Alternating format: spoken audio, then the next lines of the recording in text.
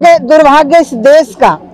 घर की बात घर में करनी चाहिए, पार्लियामेंट में करना चाहिए, मोदी जी को इशू को लेकर के घेरना चाहिए। लेकिन विदेश में जाकर के जिस तरह से राहुल गांधी ने कानून की धज्जियां उड़ाई हैं, कह रहे लोकतंत्र खतरे में। राहुल गांधी से मैं पूछना चाहती हूँ, जब इमरजेंसी तुम्हारी दादी ने लगाया था तब क्या था? तब क्या लोकतंत्र नहीं खत्म हुआ था? जब साधु संतों पर गोरक्षा आंदोलन लेकर के संत गए थे पार्लियामेंट के लिए, तब सोनिया यही राहुल गांधी की दादी ने गोलियां चलवाई थी, तब लोकतंत्र कहाँ गया था? 84 में जिस तरह से सिखों का कत्लेआम हुआ था, तब लोकतंत्र कहाँ था? उसकी भी बात कम से कम कर लेते।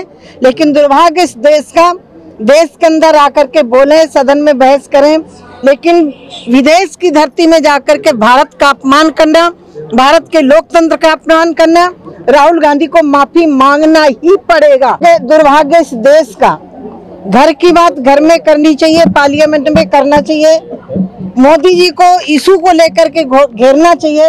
लेकिन विदेश में जाकर के जिस तरह से राहुल गांधी ने कानून की धज्जियां उड़ाई हैं, कह रहे लोकतंत्र खतरे में। राहुल गांधी से मैं पूछना चाहती हूँ, जब इमरजेंसी तुम्हारी दादी ने लगाया था तब क्या था? तब क्या लोकतंत्र नहीं खत्म हुआ था?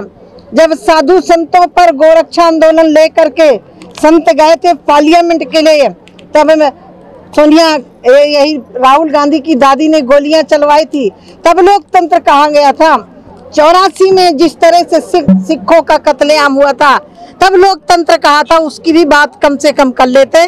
लेकिन दुर्भाग्य इस देश का, देश के अंदर आकर के बोले, सदन में बहस करें, लेकिन विदेश की धरती में जाकर के भारत का अपमान करना, भारत के लोकतंत्र का अपमान करना, राहुल गांधी को माफी मांगना ही पड़ेगा।